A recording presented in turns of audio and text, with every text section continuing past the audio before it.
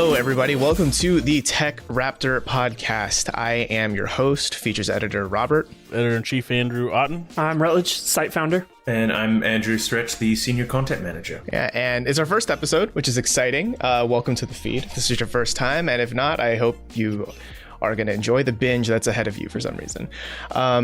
This week, we're going to talk about some video games. Obviously, we're going to talk about Deathloop. We're going to talk about New World that's coming out, or that came out. We're going to talk about that Final Fantasy Origin demo that we recently released, Life is Strange, and a little bit of Warcraft 3 for some reason.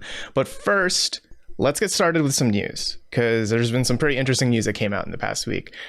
Konami, famous pachinko machine creator, are reportedly getting back into that video game business. Do you guys know about this video game thing? They had an out and they should have kept it. Yeah. We were all comfortable with it, and we moved on and made our peace. And they're only going to mess it up. Now they're just back for more punishment. Yeah. Yeah. Yep. They are allegedly, maybe rumor mill, saying that they're reviving Metal Gear Solid, they're reviving Silent Hill, and Castlevania. You know, if this leads to another E3 press conference like the legendary one, I am the biggest supporter of them right now. If they're reviving Silent Hill, does that mean we get PT? PT2. PT2. Yeah. Wait, featuring Kojima as the monster. Kojima PS, returns. PT2 Kojima returns. Oh, no. Yeah, I really don't know how to feel about this, considering how Konami's treated their IP recently. How Castlevania Pachinko hit the lever, right? Or that Metal Gear... Didn't Metal Gear 3 get a Pachinko machine too? Metal Gear also got a pachinko, yeah. God. So, I don't know. I am a little skeptical of where this is going to go, if I'm being honest. I'm not even at the point where I'm skeptical if they do this, whether it will be good or bad. I just don't. The Silent Hill has been the Schrodinger's announcement since the whole falling out between Kojima and Konami. Yeah. I think it's reaching that like peak level of Half-Life 3 at this point, where I'm like, if it happens, cool, but any potential hype that I might have had is just like I'm more watching it as the spectator sport that it is, rather than an actual anticipation of a video game coming out. I question that they can execute, especially on like Metal Gear, without one of the chief parts of that series no longer, being with them. Like Kojima not being there, it feels weird for them to redo it, and maybe they'll do it great. But I think that a lot of what fans loved kind of came from, Kojima liking to experiment. Yeah. You mean the recent stuff with that eFootball game does not give you the confidence that Konami knows what they're doing? I didn't... Wait, that's Konami? I didn't even realize. Yeah. Oh, is that what Pro Evolution Soccer is now, or is that still a separate thing? No, I believe Pro that's Evolution... Yeah. Yeah. Okay. It's Oh, no, it just became a free-to-play eFootball's a whole nother... That's a eFootball. whole nother topic of discussion. Yeah. Whoa. Yeah. No, I mean, because the Metal Gear stuff is allegedly, it's going to be a remake of 3, right? Done by a studio that's not in Konami. It's like an external studio that's going to do it. Supposedly. So, yeah. So, I mean, if it's a remake, there's at least grounds for... I mean, like Metal Gear Solid 3 is a really good game. A lot of people loved it, right? So, if it's faithful enough, I think that'll be fine. Where my big worry is that it's internal Konami studios working on a reimagining of Castlevania. And the last time Castlevania was reimagined, we got Lords of Shadow. I wish I had enough knowledge to react. I mean, hasn't 3D Castlevania always kind of been shit? Yeah, has there been a successful 3D Castlevania? And we've just had the Game Boy Advance collection re-release for all modern day consoles and stuff. I don't think that it's difficult to do a Castlevania 2D format, have a protagonist with some kind of pale or off-white hair, and put them in a house that structurally doesn't make fucking sense. And they're either like- a vampire or related to a vampire. Exactly. And then just like let them explore, and once they've explored, You know there's what? now a new second Let's dungeon. pitch Like, us that's making it then. You guys are there. You go. I think that a 2D Castlevania game would be good. My immediate fear would be as soon as they say, "Oh, 3D," it would just be like, "Well, that's a write-off." Like, what are we gonna get? Castlevania 64 2? Please, Yeah. no. Well, yeah, because Lords of Shadow, to illuminate you, Autumn, Please. that's the God of War-esque, like old school God of War-esque Castlevania games. They had two of them that were like character action So games. I'm gonna reveal a blind spot in my history. I've never played a Castlevania game. Not one. Same. Oh, Not a interesting. single one. Have you I played know- Bloodstained? Because that's basically a Nope. Castlevania. Yeah, I was gonna. Bloodstained's a fantastic Castlevania game. I have not. I've seen that you fight giant cats that come from a portal or something. Yeah, and dogs. Sure. Yeah, and floating paintings. But no, so yeah, Lords of Shadow is definitely a departure from the... Because, Castlevania is a form... Even if you've never played a Castlevania game, you've played Oh, I Hollow know. Knight, you've played... I know what the Castlevania formula. is. Yes. Yeah. And Lord of Shadow is super not that. It's, 3D action game, character adventure, character action. I don't sort know of why tough everybody here is stuff. so anti-innovation, but whatever. I mean, if you play the second one, it's like a watered down version of Ninja Theory's DMC. Isn't that? The don't Devil May everybody Cry. Love that? Isn't that the best one? Well, No, I know stuff about that. Yeah. So I don't know. I am a little worried about Castlevania, but I also wonder if Konami, basically, if they saw Koji Igarashi publish Bloodstained, and then everyone was like, "Hey, this is like the Castlevania game we Yeah. haven't gotten in years," and Konami is like, "Oh fuck, we should do that." Yeah, because it's just that they want the game. It has nothing to do with the guy that made it at all, that knowing what he's doing. Nope. From that list, though, from that Metal Gear, Silent Hill, or Castlevania, I would be most excited to see a Castlevania. Silent Hill or Metal Gear wouldn't do anything to my dial. Like, I can still play 3 on it. You can still play 3 on your 3DS if you want. Yeah. It's true. Metal Gear Solid 3D. And you wouldn't have the amazing moment in the game where the stereoscopic turns off once, spoilers, Snake loses an eye. What? Yeah. Mr. Kojima-san had some That's wild ideas. Fantastic. Yeah. But no, I just don't think that any of this will come true. So the only Konami related story I have is our very first E3 we went to. They had a booth. Well, there wasn't a booth. It was a sad white walled room with no graphics anywhere, no pictures, with a fold up chair for someone to play Pro Evolution Soccer, whatever year that was.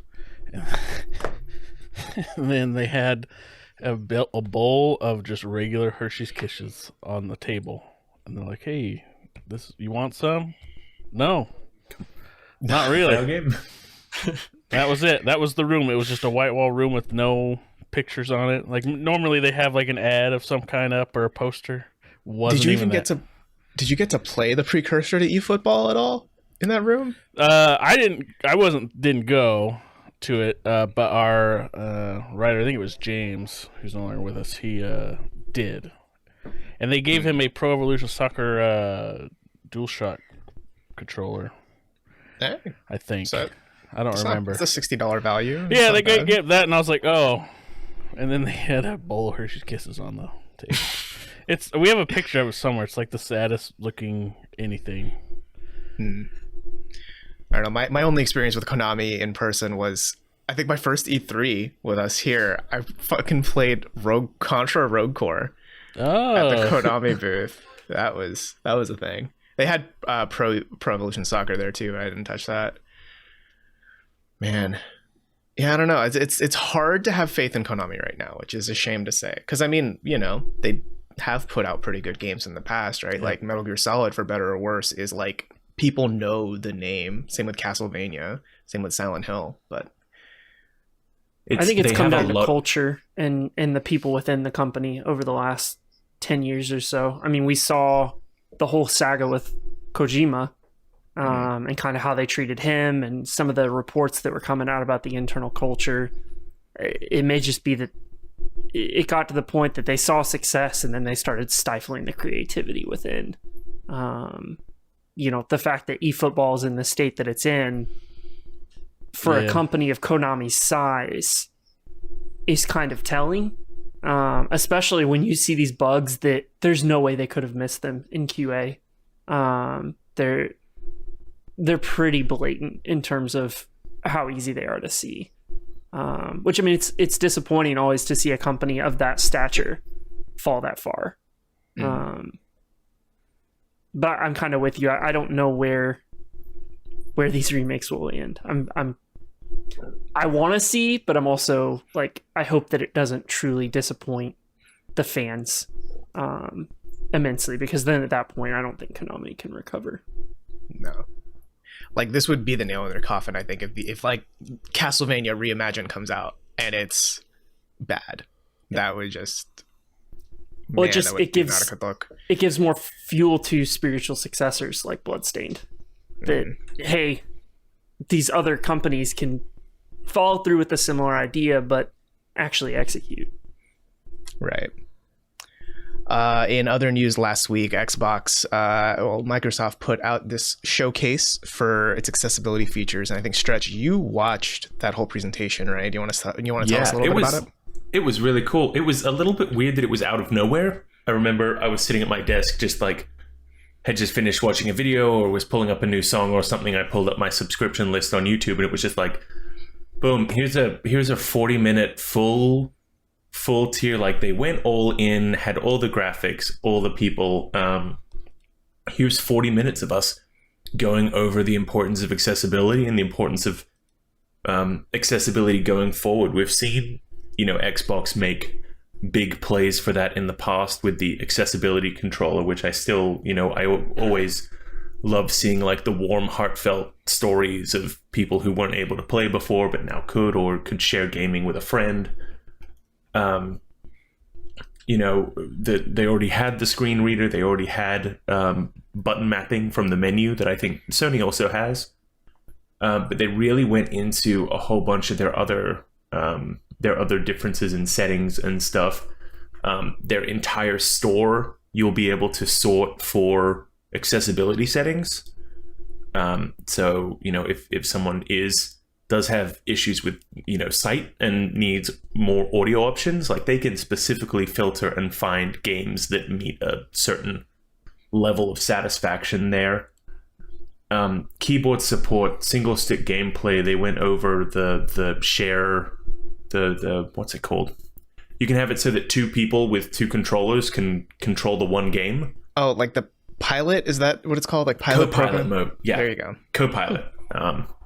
Which is just another way, and that's, even great for people who, might not be able to grip a controller with both hands standardly. That if they can have one controller in one hand and one controller in the other, then it's just options. And Xbox doesn't need to be doing any of this, but it's so cool to see that there is like such a dedicated portion. And they also implemented like flux modes. So you can have it so that you can get like the red tint display to filter out blue light, system-wide color correction as well. In case, you can do certain things to differentiate between different colorblind modes. You can now do that at system level, that it will like interpret and shift those colors for you. And then they also, the Halo team specifically went really in depth with what they have added, what they have changed for subtitles, the different menu navigation, different like just ways to navigate. You can completely custom color everything, every icon, every type of character, every outline. They even specifically brought up the changes to like people who have maybe reactiveness to like enhanced sensitivity. So you can specifically like increase or turn down your hit scan notifications like around your display, and the blur can be done separately, and full screen effects can be done separately. UI display everything. So it's like if there is some tiny setting that you need that is going to improve your gameplay, then this might be it. Like, I probably, even as a, I wear glasses, but that's nowhere near debilitating. Even I will probably go in and maybe change, some enemy color outlines to being like orange or something, just so that they pop more. Maybe friendlies be purple. I saw that like some of the examples were, but yeah, it's just more options, and it's a really cool thing to see. Yeah, like I'm honestly a big fan of this idea, because I've always really liked the Microsoft accessibility tagline. It's something like, when everyone plays, we all win. Yep. Right? Like, I think that's such a good, that's some good marketing, but it's also just a really feel good line, right? There were some high fives in the intern room that day. Yeah. I mean, they're working pretty hard on accessibility. I remember my first E3 was 2018, and that was when they showed off the new accessibility controllers, and they had a whole area dedicated to that as part of they had the big game showcase that you could do. It was before the actual conference. And that was pretty cool to see, to have like some of the developers that helped create it and just kind of see their passion behind the accessibility projects they were working on. It's huge. I mean, I think we have all these discussions about, difficulty levels and stuff like that. And sometimes we tend to forget about those who maybe can't as easily play without settings like this. Some of us are definitely privileged to be able to fully enjoy games without having to make modifications, but we do also have to think of those that maybe just need that extra push or some sort of assistance in actually being able to have a great experience in the games that they want to play. Mm-hmm. And I feel like you don't even, like, even if you are like fully sighted, like you can see perfectly fine, just having some of those options are really nice. Like, if I have the option, I always turn my crosshairs green in a shooter or something, because I feel like I can see that easier than, like usually it's like a white or like, like a grayish kind of thing, right? And I have horrible vision. My glasses are, really strong, but I've never been tested for like color blindness. But it's a nice accessibility option that is, again, letting everyone win, as opposed to, just catering to a certain demographic, right? And that's not to say like Microsoft isn't the only big company out there doing it, right? Like, there are a lot of other publishers and game developers out there that are putting accessibility on the forefront. Like, I think of Last of Us Part 2, excuse me. That game is like nuts with how accessible it is, especially for such a big, like, story-driven 30-hour kind of depressing experience. Yeah, definitely. And I mean, Last of Us 2 is getting all kinds of awards, and that's kind of, I still think, like the gold standard of, if you want to make a game that is truly accessible, then here you are. Some of the details in that were so cool, down to, you could alter what, how much damage enemies might be able to do to you, but then like environmental traps still did same damage. That if you were someone who was able to work in a slow, methodical like stealth and keep an eye out for stuff, and it might just be like fast response times, it was really impressive how much they broke that down. And the difficulty wasn't easy, medium, hard. It was 12 sliders, and it was just like, have fun, play the game how you want to play the game. I know in my playthrough, just for like, for my own ease of enjoyment, I upped the rate of some item drops that just made like crafting a bit more easy. It's like, I didn't want to have to bother spending an extra 10 minutes sweeping each area after I'd killed enemies to get the scrap metal that I needed to make sure that I had the equipment to go forward. I just could pick up 2 or 3 things, and I knew that I would be fully set up again. Right. Well, there's like that one thing you can do where you can like hold down triangle to pick up everything instead of like mashing triangle in front of everything you find. Like, that's such a small thing, but that, it just makes things easier depending on who you are. Stuff like that. The difference between like a mash and a hold has also been super helpful for me with the Dark Pictures anthology games.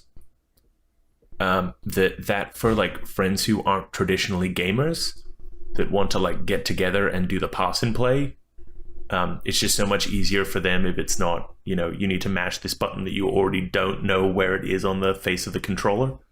Mm-hmm. There's just so many applications that make gaming so much better to everyone. And I understand that a lot of people might want the special trophy that lets them know that they did the thing the best on the hardest. But yeah, when everyone can play, it's good for everyone. I love it. Yep, it's huge. Yeah, it's such a stark difference, right? With like Deathloop that came out recently. That game is kind of notoriously not so accessible. Yeah, because like the text on it can get really small, and like not only that, but just no contrast with the backgrounds either. So it's just hard to, like, even if you don't have any sort of color blindness, like it can be pretty hard to read some of the things in that game. Yeah, and that there's no way to like that there is an imposed 3 deaths you die, and there's things that you need to get through like 4 whole areas. Just that in itself just limits players. Like they could implement a, you just die and respawn. There is no like 3 loops and then you're gone. And that could probably already do a lot to change it to be more accessible. But it's kind of like narratively they have put themselves in a non-accessible hole, which is a shame. Yeah, I mean, you could throw in something like a free play difficulty or whatever that disables the ability to die in one of the time frames. Districts, yeah. I know at one point I legitimately had to turn off multiplayer because I could not proceed through the game because I just kept getting dunked on. And I'm pretty decent at shooters. Yeah, like I'm pretty good at shooters. I play a lot of multiplayer stuff, but it was frustrating for me to like get to time frame 3 and then just get destroyed and not be able to proceed. I had to turn it on to single player, and then I enjoyed it immensely after that. Well, I think this is a good point for us to transition to, and just talking about the games we've been playing in the past week, because I think right, like one of your big ones is Deathloop, right? Yeah. I mean, I'm cleaning up achievements now. I've got 2 left, which are just the 2 Juliana ones. But if we're being completely honest, I have enjoyed going through the achievements and like doing some of the weird stuff, completing the different Charlie Montague games and figuring out how to, quietly or stealthily kill the visionaries. I've had more fun with that and enjoyed it more than I enjoyed the ending. Like the story was really good, and then the ending just felt like you hit a brick wall and you were done. And nothing changed. You just loop again and keep going. Mm-hmm. I mean, it's one of those games where I think it's the journey, not the destination, right? Like, because I think it's very cleverly designed, right? In its narrative and gameplay structures, it's just very satisfying to figure everything out and all that. And I'm thinking too, I only played the game single player. I did not open it up to multiplayer because I didn't want to get fucking cheesed by a bunch of nerds. Because I think too, right? Like it's even if you're really good at shooters, this is a little different because there are those weird powers, and also map knowledge is huge in this game. And I feel like most of the people who play Juliana, well, many of them I would guess, are people who've already played 10 more hours than you have.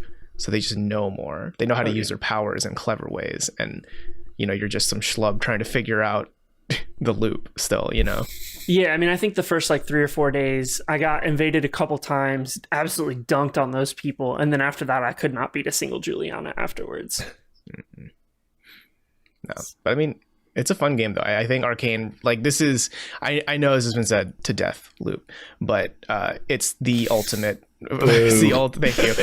It's the ultimate final form of Arcane's ideas for the past 10 years. I think it's brilliant. Like, I think my issues with the ending aside, the exploration was cool. Like figuring out how to tie everything in, and once you start going through the achievements, there's so much that you might have missed. Like just these very small things that you find, and you're like, oh, well then, I don't know how I missed that. And even some of the gun design is super cool. The abilities, things like that. It's just kind of like the next, like you said, step in what Arcane's doing. And the storytelling's pretty unique as well in terms of how you learn about all these characters and progress through the story. Mm-hmm. I really like the voice acting too. I think Colt and Juliana are... I love them. They're so the good. banter is so good. It is. Yeah. That was easily the best part. Them just shit talking at the start of every single new time frame. Yeah, it's good stuff. No, I'm glad that Deathloop came out this year. It has been a pretty stacked year, and the fact that it's still standing out among, especially a bunch of time looping games. There have been a lot of time looping games this year, right? Some better than others. Some would say, yeah. I mean, even the Outer Wilds that just got DLC like last week, right? Like, it's kind of the year of time loops in a weird way. Auden, what have you been playing? You know, I know you guys are talking about this old game that came out a while ago now, Deathloop. I'm here to keep it, yeah. you know, in the present. You guys got to be topical. But this, what was it? A couple days ago, it officially released in 1.0 as Legion TD2. Hold the applause. Hold the applause. Yep. Tell us, what is that? So Legion TD2 is a standalone game made from a Warcraft 3 custom map. The next one. You mean Dota, right? You're talking about Dota? Yeah, so Dota made a game called Legion TD2, and now it's out. But now, so think back to like 2009. What was that like? You come home, you get your bag of Cheetos and your Mountain Dew. You sit down, you degauss your monitor, and it makes the little waviness goes across your screen. And you're ready to go. You get on. You're painting a picture that I can't right, relate to. yeah. But go on. You open up. Guys, someone gave Grandpa his dementia meds, You right? open up Warcraft 3. Before we started recording. You log in and you hear the chains move as they move the wooden board in, and then you go up to the top and you click the little thing that looks like a little treasure map. Click on and then that. you make sure that your modem's connected, and then you see that your mother isn't right. using the telephone. Yeah, you make sure you're not one of these 56K people, and then you see the list of games come up. You avoid all the racist stuff and the porn, and you see Dota, and you're like, I don't really feel like Dota right now. And you're like, oh, a tower defense. I'm gonna do that. Legion TD is very popular. You click that. Oh, so TD is tower defense. That's Got right. it. So you click that, but then you open it and you're like, this isn't a tower defense. What the hell am I playing? So what you're saying is that there's a new tower defense game out. Well, it's new, but it's also like 12 years old. So not as old as Deathloop, but not quite there. that old. But it's It still sounds like a time loop at least. it now finally came out as its own game. And it's, I mean, if you like Legion TD, it's very good. I reviewed it. You can read my review for more. And the summary of it is that they somehow forgot that they're not a Warcraft 3 custom map anymore, and they can actually, do other things. Innovate. Yeah. So hopefully they do more with it. But for someone that's if you're a tower defense person, I think it's worth looking at. You do not build towers, so don't feel you're not defending with towers. Then what are you defending? You instead of building towers, you basically build an army. So you set an army to protect your lane of these units, and then they auto battle. And when Sam was editing it, he's like, "Is this an auto chess?" And I was like, "Oh God, I didn't think of that being a confusing." But no, it's not. It's not an auto chess. Okay. They do auto battle, so you have to strategically place units. So like obviously you want your beefy units up front, otherwise everything will just get killed immediately because there's still a wave of stuff. So the big difference is that the enemies attack you back, and you have to defend that. And you know how there's usually leaks, like, oh, I can leak 50, whatever, and then I lose. Well, at the end, you have a king that fights what is leaked, and you can buff him up. Interesting. But there's a lot more going on with it. There's a competitive thing. Like, it's a pretty complicated game. Like, there's a reason it was, I think they boast about it on their Steam page, it's the second most popular game to come out of Warcraft 3 custom apps after Dota. I was going to say, I wonder what Dota obviously is far and away the most popular, but for anybody that did play Warcraft 3 back when Blizzard wasn't the worst. Imagine a time when Blizzard wasn't awful. That ended in 2010. And Yeah. and Leaders TD came out in 2009, I think. Overwatch's toxic meta broke them. Yeah. But tower defenses were like, other than Dota, tower defenses were by far the most popular thing in Warcraft 3. And there's like hundreds of them. And so many good ones. Why Legion TD was one of the most popular ones, I don't know. I mean, it's not bad. I'm not saying that at all.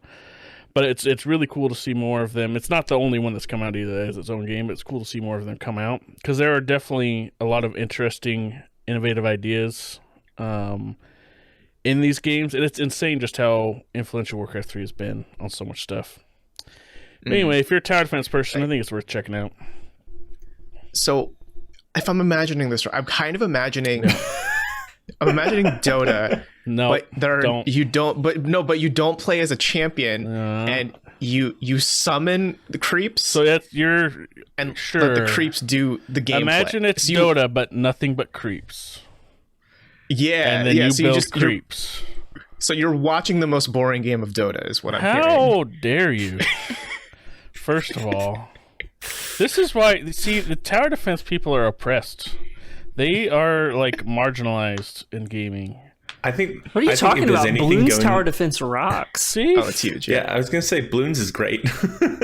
So if there's anything that I think we just killed the tower defense community might have an issue with is marketing, because that was a very questionable description there. What are you talking about? I just gave you a flashback to what it was like playing custom games in Warcraft 3. Hey, tell you what though, you've definitely got an extra view on that review. Yeah, because I have no clue what's going on, and I'm definitely gonna need to. I would have to read you the whole thing edited to make you understand it, and I'm not going to. And now a dramatic reading. Yeah, no. It's No. It's relatively complicated, but it's cool. Well, it's a shame that we need to cut episode 1 so short. Well, I will say, Stretch, I love your conviction in that there's only been one added view, and you know it's yours, and you know it's not going to be it. That's you know what? It's one more than I was expecting.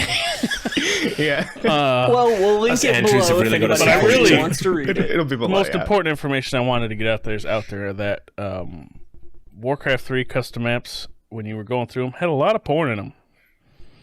That's the important point. There was a lot. Like, you would join a game. So, like, if people don't know how it worked, is there would someone you could title a game that you created however you wanted, hosting a game, and you would choose a map, which was basically the game.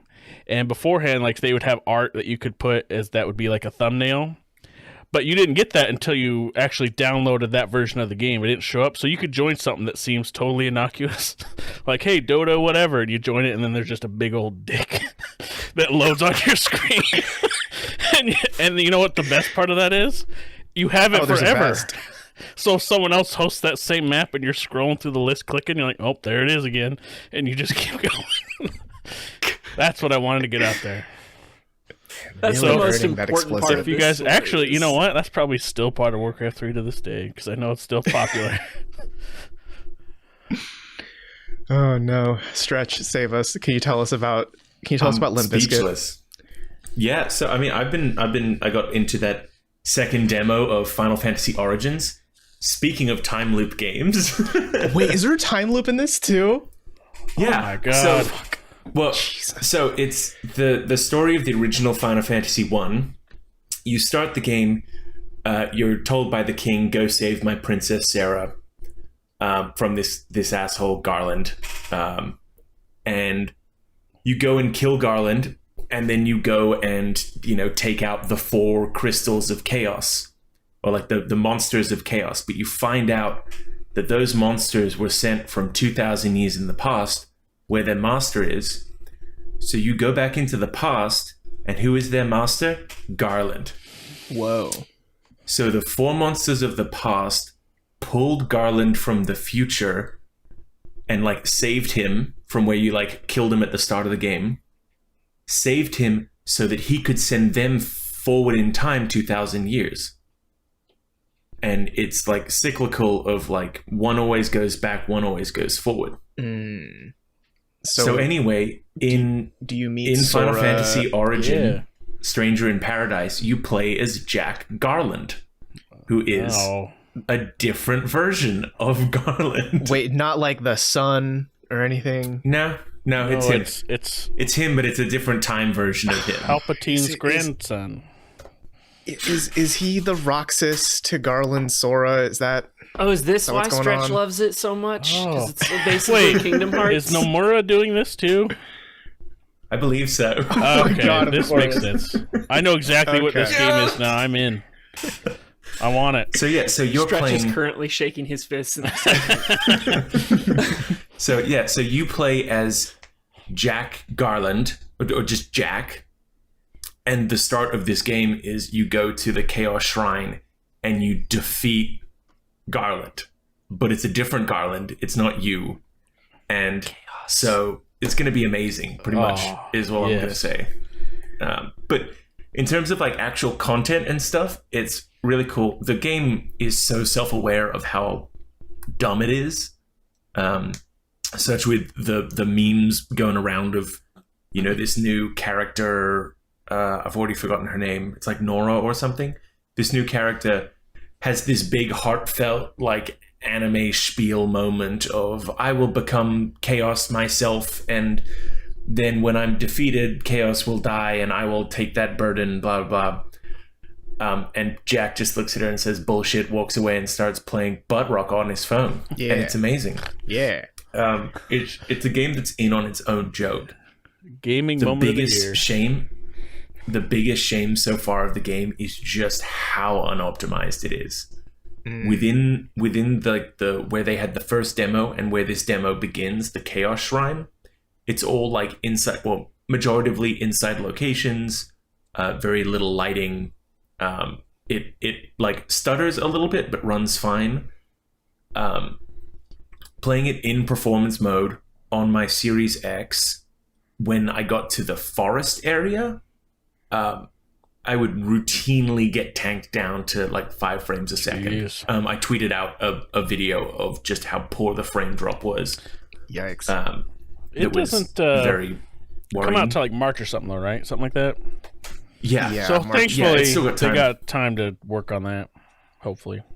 Well, that's performance mode. So that's 1080p 60 Oh, frames. shit. I tried it at the high fidelity mode, and it, understandably, So they it got a was lot of even work. worse. Is what you're saying. A lot of work ahead of them. Yeah. Okay. So It does look like this is going to be, as well as like being the Final Fantasy before Final Fantasy 1. A lot of people have also started noticing that this forest area also has a whole lot in common with one of the forest areas of Final Fantasy 13, going so far as including the main 13 melody in the background track. Ooh. So it might also have some like fun as you move to different areas, like little homages. Wait, are we to going to get some other Final Fantasy Legend games. of Zelda timeline bullshit where all Final Fantasy is actually in the same timeline of some kind? Andrew, please stop now. I don't think I can quite get more excited. yeah, I'm just okay. Let's break it down. This is called Stranger of Paradise Final Fantasy Origin. Yes, Strangers in Paradise, Final Fantasy Origin. So Final Fantasy, or what if this is the origin of all Final Fantasies, and that every level, be. world, or something is pulled from every Final Fantasy, and it all comes together, and I mean, there's also all of this discussion, especially with the way that the main characters look like they've dressed straight out of a Hot Topic. That's just Final Fantasy, right? yeah. I mean, like Cloud looks like that too. Yeah, But whether these, Jack might have shown up in this world as a stranger from somewhere else. Jack Skellington? Whether that might be like no, Jack Garland. Have you not been listening? yeah. Start over. I think we it's been missed a pretty lot. straightforward so far. I think I got it. But yeah, time loop games. You're right. Totally. That's Dude, okay, so here's where I'm at. I played the first demo that came out, it was over the summer, I think, right? And I enjoyed what it was, and I was like, cool, I can wait until it comes out. I don't really like feel the need to watch or look at any more trailers or announcements as they come out. I'll just wait till it comes out. And my impression of it was this game that took itself too seriously. It was a little too like we're gonna be the Dark Souls of Final Fantasy, and it's super serious. And the fact that I'm hearing all this now, and the fact that I'm now seeing that Jack pulls out his actual fucking phone, and plays a Limp Bizkit song, or basically a Limp Bizkit song, and then walks away like Cool Guys Will Look at Explosions style. Yeah. I'm kind of here for this really dumb tone. And if it truly is like this origin point for all of the Final Fantasies, I'm here for more of Nomura's wacky garbage. I will also they've added difficulty modes with this second demo, which I've just generally appreciated. It allows me to like just really run into combat willy-nilly, destroy some people. But they also have like a Monster Hunter style multiplayer. That you can set up each like area, you can set up each mission to be online, and people can like jump in with whatever equipment, whatever gear they have, and depending on what difficulty you play at, the cap of what rewards you can get is better. So like you might get through a level normally and be like, wow, that was a cakewalk. You've now got all of this better gear. You can load up that same mission on hard difficulty, open it up for people to come and join you, and then just roll through it with friends. So when you open it up to other people, is that like other jacks? More jack? Yeah. So people would come in as this is like a character. multiverse game also. Yeah, I was going to say, there is definitely a story reason for it, right? It's Nomura. There's some sort of I'm sure there is. But you can only find out in this mobile game. Oh, yeah. We'll tell you the secret of the story in a Fortnite music video. Mm-hmm. You know what? I was just thinking, so like JRPGs, or Japanese games in general, like not necessarily have a fascination, but they often get into like Christian mythology stuff a lot of times. Do you think Garland's God? And if so, do you think Jack is God or Jesus? Because Paradise, is heaven. I'm just saying. I think Nomura's God. Nomura's God? Oh. Yeah. Are you killing God? Like, killing God's a big thing in JRPGs. It is. If anything, I think this game is like, it's gonna, you approach the final boss, you tear off the mask, it is Nomura himself. Oh. And he's just recorded a little video to talk to you about his... Do you guys know about the secret boss from Nier Automata? No. Isn't it the big Emil? No, it's the company president. Oh. What? Yeah, that you enter in like a secret area. It's like you've got to like complete all these conditions, whatever, and a Japanese man in a business suit like descends down, and then that's the fight. You fight him. Just my God. Company president. Oh man, I missed that. I gotta. But I don't have my save file anymore. Shoot. See, so is this like a Nomura being the last boss? Is it like he's finally free? You know what I mean? Like he's never free. He is the blood of Square Enix right now. If he's gone, Square Enix doesn't. They don't have anybody. He's going to be a husk soon. They need to stop harvesting him. Let him rejuvenate. No, he's still going to be around. I know. I mean, here's the thing. I think for better or worse, whether you like or hate what Nomura does, it's recognizable. You know what I mean? Yeah. Like we all, like Stretch was talking to us about this, and we were all like, is that Nomura, right? So he has a language that we're all understanding, maybe against our will. Like all artists. Yeah. And I mean, that says something. It's the same with like Kojima, right? Whether you like or hate Kojima's work, you can look at it and be like, that's a Hideo Kojima fucking game. And not just because I saw his name 5 times in the opening credits, you know? But that's where I feel like Nomura's at now. He just doesn't put his name, it's not Tetsuya Nomura's Strangers of Paradise. He doesn't need it. We just know. Yeah. Right. Man, Nomura and Kojima are like weirdly close, like weird. Where Kojima's like way more serious, Nomura takes the bullshit approach. But they both go down these same roads. Yeah. But Nomura like makes the bullshit serious. Yeah. I think with Nomura, it's a lot more face value. Like Kojima has all of these deep meanings behind everything that's done. Supposedly. That he'll deliver to you in cryptic music videos and trailers. But Nomura, it's just like, oh, he's a time clone of the bad guy that I fought in the first demo?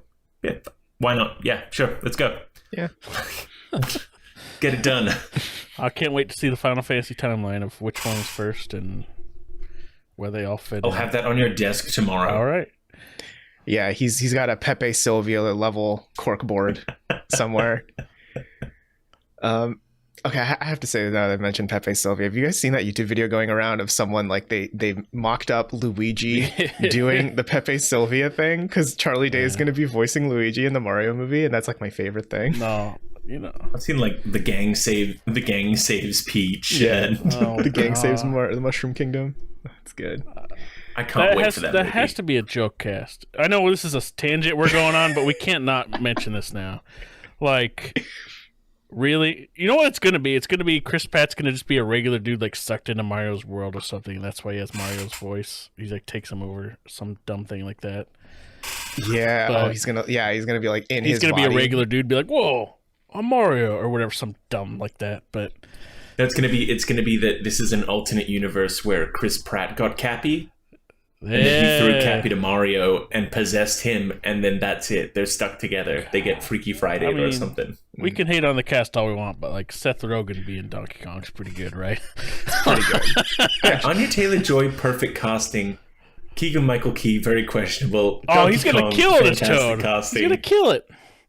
Mm-hmm. Jack Black as Bowser? Hell yeah. I don't know about that. I've seen so many amazing, amazing fan arts of Jack Black as Bowsette already. Love it. You're bringing it back to Warcraft 3 custom. This is the kind of stuff that show up. Oh god. It's everywhere. Yeah. Scrappy, what have you been playing? I've also been playing a Square Enix published game. I've been playing so I beat Life is Strange True Colors like a week or two, basically when it came out, and I love that game so much, so dearly. It is easily my favorite Life is Strange game now, even better than the first in my opinion. But last week they dropped that DLC, Life is Strange Wavelengths, and so in this one you play as Steph, the radio DJ in the city or in the little town that you play as and play in True Colors, right? And so I forgot this kind of, but so she was a character from Deck 9's first Life is Strange game, Before the Storm, right? And I don't know, I really liked seeing this perspective of her because, she doesn't have superpowers or whatever. So there's no like, how are you going to manipulate the world around you or whatever, right? It's just, she's just this girl trying to figure shit out. And she takes on this radio DJ persona where she like can tell the future. And she does it by like rolling a D20. And then basically she just plays as a dungeon master and people tell them their problems. And she kind of figures out a scenario based on the die roll, right? That's kind of the gameplay, quote unquote, of this game. Otherwise, it's your pretty standard Life is Strange stuff. You walk around an area, you look at everything, some plot developments happen, right? But what I found the most interesting here is that, many people liked Life is Strange 1. And, you make that big choice at the end that a lot of people are pretty split on, right?